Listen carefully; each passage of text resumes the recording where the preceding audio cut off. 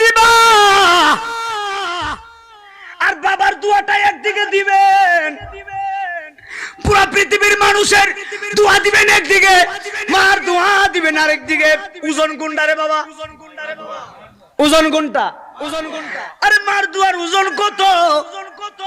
আমি নাই মদিনা আজিজের দাওয়াত দিয়ে হবিগঞ্জ থেকে এখানে আনছেন, দাওয়াত দিলেন 500 টাকা যদি সভাপতি সাহেব আমার দেয় যে হুজুর দোয়া কইরেন, আমি 500 টাকা পকেটে নিলাম, দোয়া করছি, দোয়াটা কবুল হতেও পারে নাও হতে পারে, কিন্তু আম্মার কাছে টাকা দেওয়া লাগে না, বাবার কাছে সন্তানের টাকা দেওয়া লাগে না।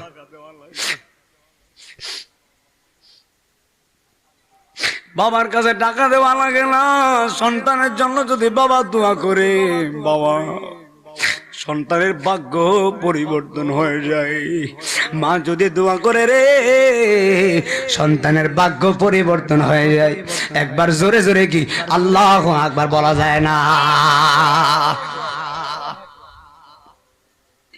এই পৃথিবীতে নিঃস্বার্থভাবে দুইটা মানুষ আপনারে ভালোবাসে, একজন হলো মা আর একজন হলো বাবা। কথা বলো ঠিক কিনা? নিঃস্বার্থভাবে মা বাবা আপনারে বড় ভালোবাসে, সন্তানের ক্ষতি হোক মা বাবা চায় না এই পৃথিবীতে।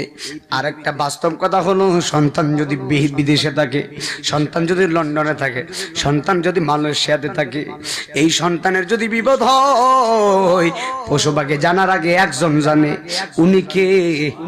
মায়ের মতো দরদি কেউ নাই, আসেনি রে বাবা। গতকালকে রাজশাহীতে আমি এই কথা বলছিলাম, গতকালকে রাজশাহী মাহফিল করছিলাম,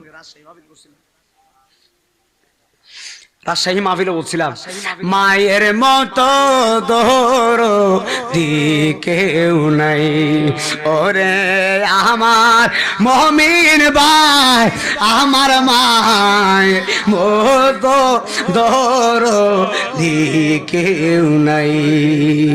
একসাথে বলেন আল্লাহু আকবার।